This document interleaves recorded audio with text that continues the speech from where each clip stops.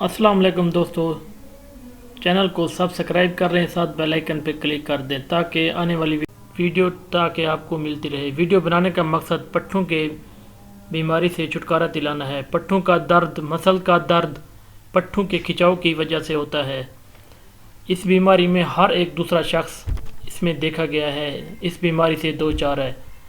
ज़्यादा काम काज करने से कमर का दर्द थकावट का बायस बनता है और बाद औक़ात ये भी देखा गया है कि खुराक की कमी की वजह से भी पट्ठों के मरीज़ बन जाते हैं। और इसमें पट्ठों के खिंचाव में मसाज करने से दर्द में रिलीफ और पट्ठों में भी रिलीफ मिलता है।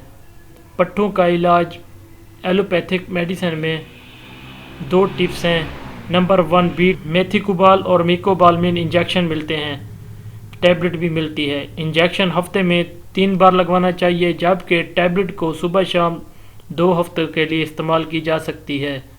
जबकि विटामिन D3 की वैल्यू खून टेस्ट के ज़रिए चेक करके विटामिन D3 की डोज दी जाती है। बाज़ औक़ात मॉडरेट होती है तो लो डोज में इसको बूस्ट किया जाता है, जबकि बिल्कुल अगर लो डोज हो, अगर उसके पॉइंट ऑफ विटामिन D3 के कम हो तो हाई डोज में भी इस्तेमाल करा के पट्ठों के कमज़ोरी को दूर किया जा सकता है।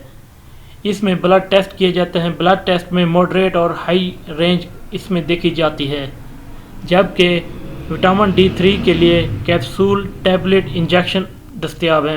फार्मेसी या मेडिकल स्टोर पे आसानी से दोस्तों ये दस्तयाब हैं, कोई भी मेडिसिन ले सकते। विटामिन D3 में बाज़ औक़ात अक्सर पेशेंट को इंजेक्शन दिए जाते हैं दूध में डाल कर रात को।